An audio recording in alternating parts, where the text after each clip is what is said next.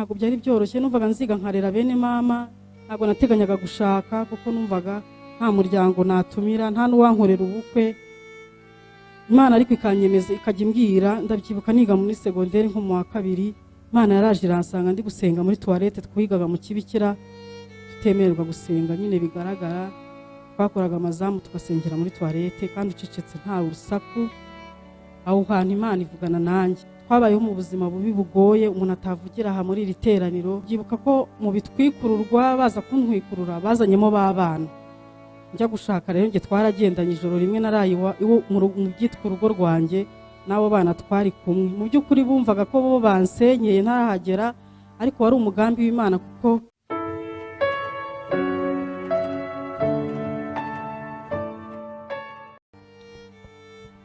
nivuga reka mbanze nshimira abayobozi, bashimira itoraniro cyangwa se itorero rya ADEPR mu Rwanda ryongeye kuduha umwanya, kudutekerezaho.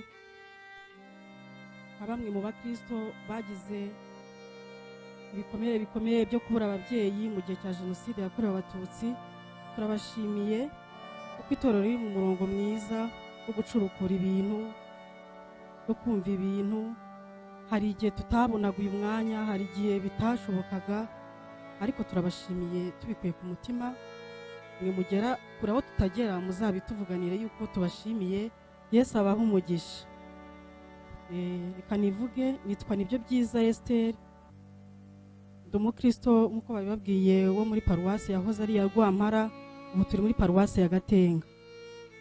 Ndi umuririmbyi muri korali Jehova Jire, bashaka ko hari abamenye. Yesu abaha umugisha. Nk'uko nabibabwiye rero, navutse mu muryango w'abana batanu na papa na mama.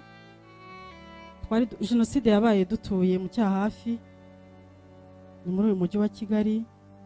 Twari abakristo, twasengeraga mu Gakinjiro. Papa wanjye yari umuririmbyi muri Hoziyana, mama nawe yari umuririmbyi muri korali y'ababyeyi. Twari umuryango mwiza ukunda gusenga, guterana, haba mu buzima busanzwe. Papa nawe ntago twari no bakene cyane, kuko papa wanjye yakoraga muri ministeri cyahoze cyitwa Minitrape, ubu ni Minefra. Mu by'ukuri Imana yari yaratugiriye neza, ishimwe. Nk'uko rero mu byumva mu mateka, numvaga turi Abanyarwanda, nta bintu byinshi nari nzi. Ndabyibuka ko no mu ishuri baduhagurutsaga nayoberwagaho mpaguruka, ko nari mfite imyaka 10, 94 nari ndi mu mwaka wa 4 primaire. Ntabwo rero nari nzi ibintu by'amoko, sinari nzi iyo biva niyo bigana. Niyo nabibazaga iwacu barambwira ngo tuzajya kubikuvugira ku ishuri, bikarangira gutyo. Jenoside rero yarabaye ku itariki 7, twari muri vacances itegura igihe cya Pasika. Nuko tubona nyine ibintu birahindutse, tubona urumva abantu twari dutuye, twabaga tureba ku Kimisagara ku muhanda wa kaburimbo, tubona imodoka, abantu bambaye amashara, bisi bavuza amafirimbi, ibintu bikomeye. Ntabwo cyari igihe cyiza, ariko twarasengaga, papa akaduhumuriza, tukabana, nta kintu twamenyaga. Ninjye wari mukuru, ariko nta bintu byinshi nari nzi. Gusa ndibuka ko hagati hashize nk'iminsi 3 mama yagiraga impano y'ubuhanuzi yo kwerekwa. Yabwiye papa ari nko ku mugoroba, tumaze kurya, kumwe umwana bayandurura. Umva ninjye wari mukuru, ni nanjye wari umukobwa, nkurikirwa n'abahungu 3 n'akandi kana gatoya kari kwibere k'agakobwa. Numva mama abwiye papa ngo papa Esther, ngo uko tuzataha. Ati nabonye tuzataha, ati twezwe agato na kanini, ati turabageni, turabagenzi, tuzataha. Ariko ntago nari nzi aho bazataha hariho, sinari nzi ibyo bintu. Yarabwiye nyine umwumva, njyumva gutyo. Ubu nibwo nsobanukirwa icyo yamubwiye. Amubwira inzozi yarose, ukuntu yabonye akantu k'umugozi kaza karamutwara, karamujyana, ngo aramubwira ngo aheza ni mu ijuru. Mama nawe ngo ahita aririmba indirimbo ya 69 mu Gakiza ivuga ngo igihugu kiza kiradutegereje mu ijuru. Nawe ngo ayirangije ngo nawe aragenda. Ati nibyo nabonye, ati rero turabageni. Koko ntibyatinze, kuko iminota ni mikeya ndacagagura. uyu munsi turi tariki 11 ndabyibuka ko papa yapfuye kuri 14, mama apfa kuri 15, nta minsi 3 ibyo ngiye kuvuga nta minsi 3 yashize ngo batahe nkuko nyine babibonye. Ninjye wari mukuru rero ntago abantu bakuru basohokaga ngo bajye guhaha, twari tukiri umuryango mwiza, quartier nziza, aho mu cyahafi abantu bari bakibasha guhishanya bameze nk'abakoze resistance bataratangira ibintu byo kwicana bigitangira. Ubwo rero abafataga nk'umumama udahigwa agafata abana bo mu makaritsiye bakeya bakajya guhahira ingo zabo. Nanjye rero nagiye muri icyo cyiciro jya guhahira nyine mu rugo. Turazinduka cyane kuko amabariyeri batangiraga kuyashyiraho nko mu masaa ya 2, twarazinduka nka saa 11 ku buryo mu masaa 12 n'igice tuba twavuye mu muhanda. Turagenda turahashye, mpashye kawunga n'ibishyimbo, twahaga nyine ibintu bizamara iminsi. Ndabyibuka rero tuzamutse, impamvu mvuze uyu munsi wa 11 ni umunsi nabonyeho Imana bikomeye, yarumva mu mateka yo mvuga ubuhanya nta bisimbuka, kandi nshimiye Imana ko byanguyeho uyu munsi ari nawo wa 11. Nagombye kuba naribagiranye ariko Imana yahagararanye nanjye. Ubwo rero turi kuzamuka tugeze La Fresheri, murabona hahoze gereza, muri muhanda ujya ku Muhima n'undi ukomeza ujya mu cyahafi, hari bariyeri mbi ikomeye. Ubundi bazikoreshaga ibiti ariko uwo munsi twasanze bakoresheje abantu, ari imitwe y'abantu bari gukubita, ubona ibintu bitaruka by'imyeru. Mama naramubwiye arambwira ngo n'ubwonko, ntago nari nzi umuntu wapfuye uko abameze. Uwo mama rero yabuze management, yabuze uburyo adufata abana twese tukwirwa imishwaro, kandi twari tuzi umuhanda munini nyine uriya w'amabuye, icyo gihe wari uw'ibitaka. Ntago nzi uko byagenze, numvishije ijwi rimbwira ngo subira inyuma umanuke mu rutoki. Koko nsubiye inyuma mbona urutoki ndumanukamo, nshaka umuntu ari kumbwiye ndamubura, ariko iryo jwi rikajya rigenda rinyobora rimbwira manuka tambika wo munsi y'izo ngo. Mbona n'indiro turuvengeze wa muhanda wa Kimisagara Maison de Jeunes, twari tutuye inyuma y'urusengero rwo mu cyahafi, kandi niho twacaga tujya ku ishuri. Ibyo bintu byabaye nko mu masaa moya, ariko nageze mu rugo nka saa 4 kubera uko guhobagira ahantu ntazi inzira z'ibiturage. Ngeze rero muri wa muhanda ryajwi numva ryacecetse, wa mugabo wamvugishaga numva aracecetse, noneho ndagenda ngera mu rugo. Nageze mu rugo nsanga bihanaguye bazi ko byarangiye, wa mama ari kugenda asaba imbabazi buri rugo yakuyemo umwana ababwira ibyabaye. Nasanze nyine bihanaguye bazi ko byarangiye, nanjye banyishe, ariko Imana yahagararanye nanjye. Neramwe zakomeje nyine ziyokipa abantu bakuru, twebwe abana uko dukwiriye imishwaro ntibatwirukankaho. Icyo ndagishimira Imana ko uwo munsi Imana yandinze urupfu rukomeye. Ntabwo rero nari nzi ko ari Imana yamvugishije. Nageze mu rugo ndabibabwira, mbwira mama uko byagenze, arambwira ati mwana wanjye mumaze iminsi usenga ngo Imana izakuvugisha, izakuzuza umwuka wera ivugane nawe. Ati Imana yavuganye nawe. Numva ndishimye bikomeye ko Imana yamvugishije, ntabanje gukora amasengesho y'iminsi myinshi, tutaragera no ku munsi wa Pentecote. Nari nzi ko nyine abantu buzura umwuka wera kuri Pentecote. Nari umwana nyine mu nyumve, numva nejejwe nuko Imana ivuganye nanjye, bishimira Imana. Nta minsi rero yashize nkuko nyine babibonye nyine nako byagenze. Hari kuwa 4 kuri 14 haza igitero, haza abantu bo muri quartier wa papa, batabagabo bose bagomba kujya ku irondo. Papa baramutwara tugira ngo nyine agiye ku irondo nkuko batubwiye, ariko bamutsinze kuri ahahoze ari secteur ya cyahafi. Papa barapfuye. Mu gitondo nyine abavuye ku irondo barazabwira mama ati papa Esther byarangiye bamwishe. Muri ako gahuge twibaza uko bigenze, mbona mama nyine arasuherewe, nawe nta mubaze gucya nka 3 saa 4 haza igitero kiri kuvuga ngo turi gukora isuku muri cyahafi, mutwereka w'inyenzi n'inzoka ziri tuzice. Ntabwo nari nzi ko abantu ari inyenzi, sinari ko abantu ari inzoka. Nabonye natangajwe nyine no kubona mama bamufashe, ati tugende. Mama yitanya ku mwana, wa mwana mutoya yonsaga yitwaga Eva, aramunyaka ati kamuheke mujyane. Amaze kumujisha neza, interamwe zitaziza ziramubwira ngo uko zari zino gusahura zitwara ibintu byo muri salo niki, baramubwira ngo ntabwo igihe cy'abana cyari cyagera ngo shyira hasi umwana. Ndabyibuka nagize discussion ntoya n'interahamwe, nta kintu narinzi. Si umwana murabura kumuha mama ufite ibere, ngiye muramusigira ngo bigende gute. Interahamwe ziranyirukankana zishaka kunkubita, ndiruka kuko urumva muri quartier z'i Kigali amazu aba yegeranye bitaninjira mu rugo rw'umuturanyi njya munsi igitanda nteramwe nkubita ikibatiri cy'umuhoro ku kaguru ariko Imana ishimwe ahankubise ni hahandi hadatyaye kandi imihoro rwose yarabengeranaga yo bikubita hahandi umva mfite ubumuga bw'amaguru ariko Imana ishimwe ko yahagazeho yari bizi ko igihe nk'iki uyu mwaka zahagaranga ku maguru yanjye yombi Imana ishimwe. Rero muri icyo gihunga gikomeye gutyo muri ibyo bibazo aho ubwenge bwagarukiye kuko nahise ngira ihungabana narabyutse ndabaduka sanga kakana nyine aho nagateretse aho hasi karaho muri saro ku ibaraza basaza banje bo batorongeye bagiye ntabwo byari byoroshye mpeka wa mwana njya gushaka rero basaza banje aho bari nabo ndababona numva biranyobeye nibaza icyo turi bukore ndabyibukana numvishije ntongeye gusaba ya Mana yavuganye nanjye cyagihe inyobora imbwira icyo gukora kuko ntazi icyo ndi bukore. Nafasha abana mfata umusambi dushyira hanze mfata igitabo cy'indirimbo na Bibiliya nahise ko Imana ngo ivugira mu ijambo ryayo ivugisha abantu. Mu by'ukuri nyisaba nyisenga ntago nongeye kumva ryajwe ahubwo niyumvishijemo gufata Bibiliya n'igitabo cy'indirimbo turirimba indirimbo papa yakundaga kuturirimbira ivuga ngo niba ugeze mu magorwa wizere iri mu gakiza Imana izabitunganya niba wizeye. Turayiririmbana n'abana ubwo urumva agenda nifite imyaka 10 nkurikirwa n'ufite 7 n'undi w'5 n'akandi k'2 ariko yarakoze n'umugabo yanahaguruka twazanye.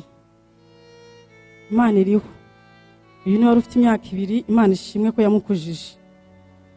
Ubwo turaririmbye turasenza ariko nkaya numva Imana biragenda gute use turarara muri inzu twenyine yari ibintu bikomeye ariko numva byajwe irinyongoreye gusoma ijambo ry'Imana mbumbura Bibiliya bimwe nyine dukora by'amanu bya forfi mbona ijambo riri muri Zaburi 125 bivuga ngo abiringiye Uwiteka bameze nk'umusozi Siyoni utabashika kunyeganyezwa nk'uko imisozi igose Yerusalemu ni ko Uwiteka agota abantu be.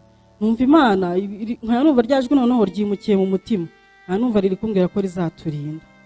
Bene data nkiraha Imana ntago igiduha details z'ibintu byose hari igihe kubwira agace gato wenda ikakubwira nuko ibintu bizarangira ariko hari igihe guhisha hagati ntago nari nzi uko bizagenda ngiye nishyizemo nyine kubwo Imana izaturinda ndicara wonshyushyu ibiryo byari byaraye turarya nyine ntegereza igikurikira ariko Imana itayohereza umupapa mu bo basenganaga na papa twari duturanye araza aradufata urumva amakuru itacicikane y'ikibaye muri quartier bahita baza baradutwara batujyana iwabo ntabwo twaraye twenyine.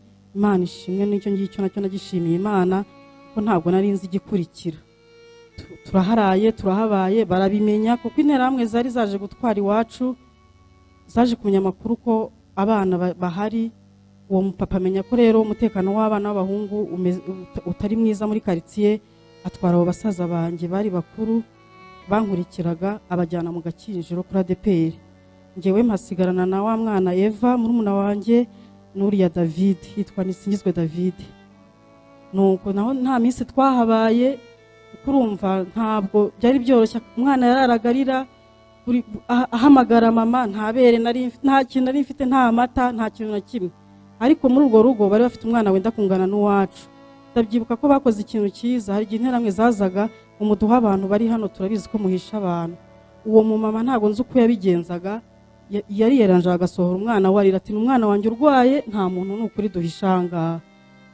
Byarahabaye nyine tubaho hantu muri ubwo buryo bitoroshye uwo mupapa aratubwira ati rero mwabana mwa kugira ngo bazabanyicire mu maso byiza bazabice ntareba namwereka mbajyane mu gakinjiro. Mu by'ukuri mu gakinjiro no mu cyahafi ntabwo ari ahantu kuri ariko twakoze urugendo rurerure rw'ibizigu muri za ruhurura mu byatsi mu bihuru kuko inzira nyabagendwa ntabwo yari yemewe kunyuramo bari kumubaza ibyabo banashoreye bikaba ibindi bibazo. Ndabyibuka twarazamutse nihuse tugeze ruguru ku muhanda kuri kaburimbo ubwo twazamutse mu ibarizo muri ziya ruhurura irebana n'ibarizo baba bahazi barahita bahumva tuhasanga bariyeri mbi ikomeye hari umunteramwe yambaye swime ifite inkota ubuhiraho ubwoko bwose bw'ibintu bicishaga.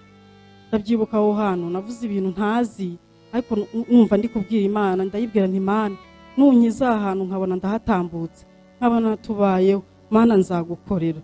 Numvaga ari nko kwigura ariko sinari nzi ibyo mvuga. Imana rero irumva, aho hantu yaradutabaye, hahita haza abantu bavuye gusahura, barwanira bahugira mu kugabagabana ibintu bavuye gusahura, twe tuba tunyuzeho turambutse, tuba twinjiye mu gakinjiro, dusanze abasaza banjye, hari n'abandi bantu benshi, n'abandi bari ibyo muri Hoziyana bari barahungiye, n'abandi ba Kristo, batubonye nyine bararira. Urumva byari ibintu bikomeye, ariko bamfasha uwo mwana, bari bafite igikoma bakampa. Naho rero nta minsi twahamaze kuko hari abantu bakuru, nta bana bahari. Ubuzima rero bw'abana cyari ikibazo. Havamo abapasiteri beza, nsabira umugisha witwa Mathias waracyariho, n'undi mu pasiteri yaratashye, sinibuka izina rye ariko ni mu bapasiteri batangije ivuga Kayihura. Bajya inama yo kudutwara bakatujyana muri Orphelinat, aho ku Gitega hari Orphelinat yahabaga, bati wenda aba bana bashobora kuzabafasha ku buryo bwiza. Abo bapasiteri rero Mathias yaraje, na wa mupapa wo mu cyaha hafi twa Getienne nawe araza, hamwe n'undi mukobwa uririmba muri Hoziyana witwa Nsira, baradutwara batujyana muri Orphelinat baga ku Gitega munsi ya CHK, urenze kurepa gatoya. Tuhageze rero, mbere yuko tuhagera nabwo twahuye n'indi bariyeri ikomeye kurepa. Bumva bagendaga rero bigabagabanya ibice, batanga ibyangombwa natwe tunyuraho. Yari inzira mbigoye, irimo tortire nyinshi, ariko Imana iraturinda muri uwo muhanda, ntihagira umuntu ugira icyo atubaza. Tugeze muri Orphelinat, umuzungu wareraga abo bana, ubundi yareraga abana iwabo bishwe na sida, ariko jenoside ibaye afata n'abana ba jenoside. Dusanga rero haruzuye, nta hantu ho kuba. Ati rero murasubirayo, nta hantu ntashyira aba bana. Ndabyibuka ko uwo mwana yarariraga, urumva yari afite n'inzara. Arebye ukuntu umwana arira, atugirira impuhwe, yikura igitanda cye agishyira muri saro, tukajya turyama muri saro. Imana imumugisha nubwo yagiye, ariko ndabizi ko imirimo myiza yakoze. Yaratashye, yarapfuye, yitwaga Jean-Marc Veteri. Ndabizi ko Imana izamuha ubugingo uhoraho, kuko yarabukoreye, yakoze ibintu bikomeye. Umuzungu yaturwanyeho, abo bantu naho nta minsi twahamaze, byari ibintu bibi. Baje kubatera Katyusha kuko twaturanye n'urugo rw'interahamwe, birayoba bigwa iwacu, baradutwara batujyana kuba muri Saint Michel. Urugendo rwo kuvana none ku Gitega tujya Saint Michel nabyo ni indi tortire ikomeye, kuko interahamwe zatubwiraga umunsi tuzapfiraho, atabana bo kwa muzungu twarababariye, ariko ntabwo muzarenza itariki 2, tugomba kuzashyingura umubyeyi, mwebwe muzorosa umubyeyi. Batubwiraga amagambo menshi, wibaze nko guhera kuva mu kwa 5 kugeza mu kwa 7 warategujwe urupfu, utegurwa umunsi wo kuzapfiraho, wapfaga mbere y'uko uzapfa. Twari twarapfuye pe, twahoraga twiyeza twumva nyine nta bindi. Aho hantu naho rero Saint Michel ntitwahagiriye ubuzima bwiza, kuko abazungu baje kugira aho bose bo mu gihugu bari bahari, baragenda baza gutwara wa muzungu. Dufata amapantaro, abandi bafata amashati, turarira. Umuzungu abirebye aravuga ngo ntabwo yasiga aba bana, Imana yazabimuhora, ati mwe mugende. Abazungu baragenda, kandi nibo batugemuriraga, nibo bazanaga ibitunga abo bana. Tutangira kubaho ubuzima bubi bugoye. Nihuse rero muri bwa buzima bubi bugoye, cyane ko n'uwo mwana yari mutoya, yaje kumfiraho, sinabimenye, yishwe n'inzara, nirirwa muhetse umunsi wose. Naramukundaga cyane. Nsubiye inyuma, nari mfite igikomere cy'uko iwacu nta bandi bakobwa babyaye. Nahoraga mbaza mu impamvu atabyara abakobwa, akambwira ngo Imana niyo itanga ibitsina byombi. Ariko ku myaka yanjye ntabwo nabyumvaga, ko numvaga aho navuye hagomba kuva n'undi mukobwa. Uwo mwana yaje ari igisubizo, twaramukundaga. Ikintu mama yamukoraga ni ukumwonsa, ibindi ninjye na papa twabikoraga. Numvaga avenire yanjye ibintu byose biri kuri uwo mwana. Ariko Yesu nyine ateye ukwe, akora uko ashaka. Yashimye kumutwara gutyo, umwana mfiraho, ndamurarana. Babimbwiye nanga kubyemera. Eva arasinziriye, ntabwo yapfuye. Ndamurara nijoro ryose. Numvaga mu bushobozi Imana ifite iri mu muzure, kuko numvaga nta mvune Imana ifite kuri uwo mwana, ntiyirirwa ihetse. Kuva mu kwa 4 iwacu bamara gupfa, nirirwaga muhetse, nkamuraza ku gituza. Iyo namushyiraga hasi yarariraga cyane, ubwo nabo turyamanye ntibaba bagisinziriye. kubera ukuntu namukundaga izo mvune zose sinazumvaga nkamushyira ku gituza. Nibaza izo mvune zose navunitse ndabyibuka ko nabwiye Imana nabi, aho hantu nateye Imana icyizere ngira Imana nturi mubi, ubugome bwa burenze ubwintera hamwe, hamwe wenda zo ziraza zigata zinakwica bikagenda, ariko wowe uri kutwica gake gake utubabaza cyane. Uyu mwana mu ijuru uronsa, mu ijuru uraruhetse, mu ijuru ukora iki ku buryo umwana utamurinze? Ntabwo nabyakiriye. Birashoboka ko ubwo ngubwo nuko tutari tubizi, ariko nagize ihungabana ribi, numva nanze Imana, ndavuga buri mubi watubwiye ko uzaturinda, ntabwo nari nzi ko uyu mwana agenda. Aho rero reka mpatambuke.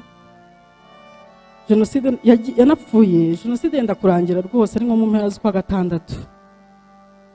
Ubwo rero turi aho dutegereje ko wa munsi wo kuri tariki 2 baduhaye dupfa, interahamwe zihutiye kwiruka zijya gusahura amafaranga muri beneri, zibura umwanya wo kuza kutwica kuko inkotanyi zari zasumirije zitwegereye. Rero inkotanyi ntago twari tuzizi, urumva twari abana. Kereka abantu bakuru twabanaga bo mu rufena kwa Gisimba niba hari bari babizi, kuko bo nabo badutinyuye kujya kuzireba, zaje ziva ngo mukura abana mu myobo, mukura abana mu myobo ko twihishe. Ariko twari bari batubwiye yuko inkotanyi ari ibisimba, nyine ari ibisimba. Cyose ko Gisimba aricyo kije gukurokora kandi kivuga ikinyarwanda, ntabwo byari bisanzwe. Ideology ni ikintu kibi, twari tuzi nyina ibyo batubwiye mu makuru, ariko twasanze ari abantu twabakoraho. Imana ishimwe yakoresheje inkotanyi zikadukiza, ziraza zidukura aho hantu, zidukura muri iyo myobo twari twihishemo, badukura aho hantu rero batujyana muri École Française. Urumva uwo muzungu yari umufaransa, yidekaraye nyine nk'umufaransa aje mu Rwanda, ariko nationalité yiwe yari umuyahudi. Babatujyanye rero muri École Française, naho turahabaye ubuzima bubi bugoye. Nibaza ukuntu tuzabaho ubuzima bwose ntagira umuvandimwe w'umukobwa, nkibaza ukuntu tuzabaho aho hantu hose nta famille, kuko iyi miryango ya World Vision n'indi miryango itandukanye yagendaga ijya aho ku mavuko y'iwacu. Papa yavukaga i Cyangugu, mama yavukaga ku Kibuye, bose barashakisha babura umuryango. Ntangira kwigunga ko Imana ari mbi. Ndabyibuka rigendaga nicara muri rakorosi ryo kuri École Française, nkabwira Imana ngwino unyice, ni nanjye unyice. Numva ari nk'imodoka iri buze yahoreye muri rakorosi nanjye ikantwara, ariko nkabona abantu badufungiye amaferi, baraje badukuyemo atatu twatwana two muri baratujyana bakadusubiza nyine mu hagenda nseka Imana. Ntuse wananiwe nanjye kunyica, ni numva wadukumbanya ko nta kiza cyo kubaho, nta kizere twari dufite rero cy'ubuzima. Mu magambo make reka mpine, kuko amasaha ni makeya. Aho hantu twahakuriye ibikomere byinshi, kutagirira Imana icyizere, kutagirira icyizere abantu, kuko abo twumva batugiriye neza nibo baduhemukiye. Nahakuye ngewe ibikomere bikomeye, ariko reka mbashimira Imana mu magambo make, uko Imana urugendo rwo gukira kwanjye Imana yagiye inyomora. Byari bigoye, nge nta muntu wari kumbwiriza, kuko ibintu byose nari narabiherereje ku Mana. Nuwambwira, nari umwana ukunda kuririmba muri orphe, nari ngiye utanga amakora sindirimba utera ibintu byose, ariko naracecetse mba mubi. Nje numva ndashaka gukorera akantu kabi Imana, nawe ahantu iri mu ijuru yumve ko yatubabaje. Rero Imana iteye ubwoba, niyo yangaruye. Sinzi ukuntu rimwe twari turi gutembera mu mujyi n'abana, niba barabonaga ukuntu nabaye, ariko bari bakuru barandutaga. Ngiye ko mbona twinjiye mu rusengero, mu by'ukuri sinifuzaga ahantu hari abantu bigeze kumenya. Numvaga naba ahantu batanzi, batazi ubuzima bwanjye, batazambaza ngo basaza bawe bameze bate, batazambaza ngo byagenze gute. Urumva rero mu Gakinjiro hose nari kutinyuka kwihijyana ngewe. Ni gusa icyambayeho nabonye nyine abana tujyana, sinamenye uko baducishije mu Babatista. Mbona twinjiye mu rusengero rwo mu Gakinjiro hari ku cyumweru. Ndabyibuka nahagaze mu marembo, kandi inyuma hari abantu benshi, ntari ubona uko nsubira inyuma. Nagaruye ubwenge, mbona ya magambo yari yanditse ku nkuta zari zihari, hari imbaho zivuga ngo umuriro wa Pentecote uhore waka ku gicaniro. Numva aha hantu ndahazi, numva aho hantu narahabaye, shaka uburyo nsohoka birananira, mbura ikintu nkora. Usanga rero hari umuzungu waje kubwiriza, ubwo na Hoziyana mba ndayibonye, n'ubu bambonye bagiye kumbaza ibibazo. Mbese ntago twari dufite ibikomere byinshi, ariko Imana ishimwe ibyo bintu byose Imana yagiye ibyomora. Uwo munsi nibwo Imana yansanze nicaye aho hantu, irongera irambwira ngo Esther, nubwo ujya umbwira ko ndi mubi, ngo birashoboka ko nagutwariye ababyeyi ukababara kuko nkaba ndi mubi nkuko ubivuga, ariko se wowe ubona uri mwiza, wowe ubona uri mwiza, buriya ibintu ukora ni byiza ku buryo uzongera ugasubirana n'ababyeyi bawe ukababona mu ijuru, wowe wumva uri mwiza. Ntangira kugirana urubanza n'ikiganiro mu mutima, ariko nyibwira ukuntu ngenda mwiza, nta kibazo, nta muntu negeze mpamukira, nta kintu kibi nakoze, ahubwo ko Imana ibintu byose ikora ari bibi. Uwo mwigisha rero yari umuzungu, yaje afite ubutumwa buvuga ngo umunyarwanda utababarira abakugiriye nabi, abakwiciye, nawe ntabwo uzahabwa ubwami bw'Imana, dukwiriye kubabarira abanzi bacu abatugiriye nabi. Ndabyibuka ndumva ari uko ayo magambo yavugaga, nibwo butumwa yarazanye. Ntabwo nzi ko nahagurutse, gusa Imana yanyeretse ububi bwanjye, nkeka ko nanjye nagiye mba mubi, nta bindi byaha bindi naragiyemo, ariko nari nsigaye numva nanze abo bantu bita Abahutu, nkumva hari ibintu byinshi. Rero Imana inyereka ko udakunda mwene se nawe ari umwicanyi. Aho niho nagurutse, ndongera ndakizwa, nsaba Imana imbabazi, ariko nkumva ari nko kwihohora, ntabwo numvaga mu by'ukuri bifashe. Gusa nyine nkumva indi hejuru, nta kindi nakora, nyine ngomba kuyisenga. Ndabyibuka rero nanjye narayigerageje, nayibwiye nti niba uri Imana rero uriho, ugenda uremo umuntu, sinzi uko ubigenza mu Mana bwawe, mu ibyangombwa byose yuko ari mwene wacu, azaza dukure muri orpheline. N'ibyo kintu Imana yarakibonye ikabona ari ikintu gito cyane. Ntabwo nari nzi ko tugira imiryango yari yaragiye 5 9. Icyo gihe rero baje kumenya amakuru ko hari abana basigaye, bagenda bazenguruka ahantu hose batugeraho. Icyo gihe mu bintu byanyemeje ko ari bene wacu, kumva ntabwo nari mbazi, bazanye batweretse amafoto iwacu bagiye muri Kongo ni Burundi kubatahira ubukwe, mbona ayo mafoto sinyazi. Ikindi sinari niyizi ndi umwana mutoya, najyaga mpora mbaza iwacu kuki ntagira ifoto. Iwacu bakambwira ko nagiraga amafoto menshi, ariko ko abantu bagiye bayatwara, bashiguka nkuze nta foto yanjye ndi umwana. Icyo gihe rero nibona ndakana gato mpagaze iruhande rwa papa na mama, numva ni igitangaza. Ibyo binyemeza ko ari iwacu, ko ayo mafoto sinari nyazi. Nihuse rero Imana yabanye natwe, turagenda tujya kurererwa muri iyo miryango. Ntabwo byatubereye byiza, numvaga imiryango izatubera nyine ababyeyi, ariko twabayeho mu buzima bubi bugoye umuntu atavugira aha muri iri teraniro. Nakuze rero numva abo bana batazakura, mbona bazaba udushwinini, ariko Imana ishimwe, Imana ifite ibere, Imana ironsa, Imana ifite intungamubiri izikurera. Ndayishimiye muri iri teraniro ko yabareza abo bana barakuze. Abasore iyo mbareba mbona imirimo y'Imana, mbona Imana bundi bushya. Yanshoboje kwiga, ntabwo byari byoroshye, numvaga nziga nkarera bene mama, ntabwo nateganyaga gushaka kuko numvaga nta muryango natumira, nta n'uwankorera ubukwe. Imana ariko ikanyemeza, ikajya imbwira. Ndabyibuka niga muri secondaire nko mu wa 2, Imana yaraje iransanga ndi gusenga muri toilette, twigaga mu kibikira, tutemererwa gusenga nyine bigaragara. Twakoraga amazamu tugasengera muri toilette kandi ucecetse, nta urusaku. Aho hantu Imana ivugana nanjye, nta buhanuzi nta bindi, ivugana nanjye imbwira yuko umugisha wanjye uri mu rugo, imbwira ko zanyubakira. Ndetse nge nta muhungu nkunda, nta n'urugo ngusaba, mu bintu gusaba Imana numva uzampa amafaranga nkarera bene mama, kandi numva nyuzwe gutahira abandi ubukwe rwose. Icyo sinzakikurenganyiriza, ariko imigambi y'Imana yari myinshi kuri njyewe. Ndashima Imana mu rugendo rwo gukira no komoka, kuko aho twari twatekereza komorerwa sibo twomorewe. Ariko ndashima Imana yampaye umuryango, yampaye urugo, nazanye n'umutware wanjye, nawe nahaguruke mu murebe. Imana yaramushoboje, Imana iguhe umugisha yicarire. Imana yaramushoboje urugendo rukomeye kurera abo bana. Ndabyibuka ko mu bitwikururwa baza kuntwikurura bazanyemo babana. Njya gushaka rero nge twaragendanye ijoro rimwe naraye mu byitwa urugo rwanjye, nabo bana twari kumwe. Mu by'ukuri bumvaga ko bo bansenyeye ntarahagera, ariko wari umugambi w'Imana, kuko uriya mutware yari yarabyemeye ko azabarera, atazabana atabarera, kandi tubana. Yari yarabubakiye annexe bazabamo. Rero iryo joro ndabyibuka kwa mabukwe baraye bateka bazana ibiryo, uko abana bari bakingiranye ntibatashye ubukwe bwanjye. Kandi urumva mu bukwe sinari nemerewe no kubaza ngo bari hehe, ariko arabakira kugeza uyu munsi wa none. Yababereye umubyeyi, mbona atari nk'abaramube, yabafashe nk'abana be.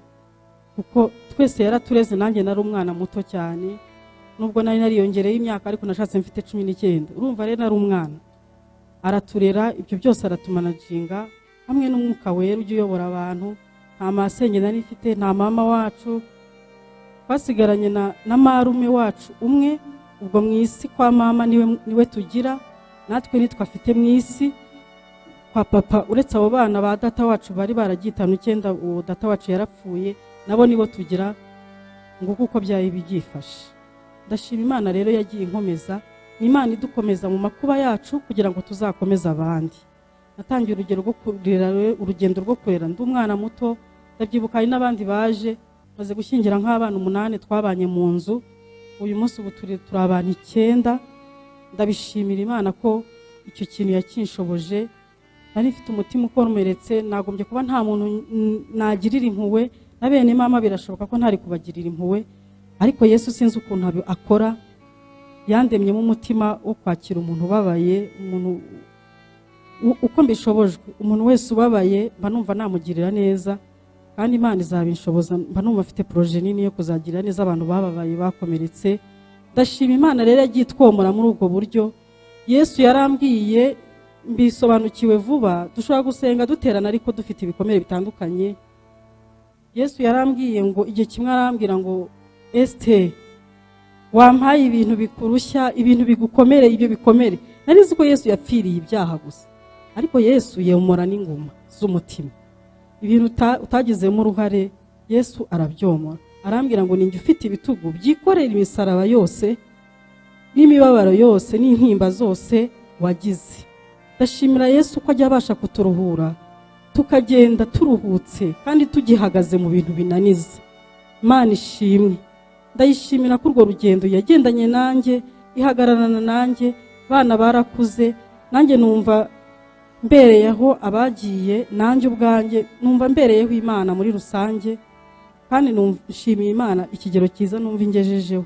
Numva nezerewe, numva nishimiye izo ntambara zose Yesu yashimye kunyuzamo, kuko yanteguragamo kuzaba umuntu ukomeye uzafasha n'abandi. Iyo mbona abo bana bakuze bari mu ngo zabo, bandi turacyari kumwe ntibarashaka, numva ari ishimwe rikomeye, ikintu Imana yankoreye kidasanzwe. Rero mu ijambo rimwe, kuko iminota yo yagiye, ndagira ngo mbahumurize, mukomere. Abantu bagezweho n'ibyo bibazo bikomeye byo muri jenoside, nta ruhare twabigizemo, kandi bapfuye bazira uko baremwe. Ariko ndashima Imana yuko turiho, kandi turi mu gihugu cyiza gifite umutekano, gifite amahoro, kitwumva, uvuga ukumva. Ubu ndaryama ngasinzira, ntago ndara nishikagurika. Hari imyaka yabayeho hagira ikintu gikubitanaho parere nko muri korari, nkaba ndakushije ndaryamye hasi, ariko Imana ishimwe kugenda idukiza. Haleluya. Ndi umugabo wo guhamya ko Imana ikiza ibikomere by'umutima. Ndi umugabo wo guhamya yuko Imana igira neza umuntu akiri no mu mibabaro. Imana igatanga ibyishimo, Imana igatanga umunezero. Ndumva nasoreza aha ngaha. Turabashimiye bayobozi kuduha umwanya. Imana ibaha umugisha. Reka dusenge dukomeze. Data mu izina rya Yesu, turagushimiye kuri Imana yahagararanye natwe mu gihe cy'icuraburindi kibi, mu gihe tutabonaga umuntu, mu gihe tutabonaga ikintu icyo ari cyo cyose cyadutabara. Wabaye umutabazi wacu, wabaye umurengezi wacu, watubereye Imana. Uri Imana y'amanywa, ukaba Imana y'ijoro. Turabigushimiye kuko uri Imana yacu. Uyu munsi Mwami, tugushimiye ibyo wakoze mu Banyarwanda, tugushimiye intambwe tugejejeho. Icyubahiro n'ikibi cyawe. Twaje tuje kuvuga imirimo yawe, niwe wabikoze, niwe wahagaze, niwe waturinze muri ya mihoro myinshi n'imbunda nyinshi, mu bintu bikomeye, mu mvura nyinshi. Ndagushimiye kuba wacyuye igihe cyabo cyarageze, urabacyura kandi wabonye ari byo byiza. Natwe ukomeje kuturindira muri iyi si, turagusabye ngo dukomereze amaboko, twambike imbaraga, uzaduhe iherezo ryiza, uzaduhe kurangiza urugendo mu mahoro, kandi utwizeye wishimiye yuko waduhuje n'umugambi wawe. Uzaturinde guhusha umugambi wawe tukiri mu isi, kugira ngo icyo waturemeye Mwami dukomeze kuba cyo. Izina ryawe nirihabwe icyubahiro muri byose. Amen.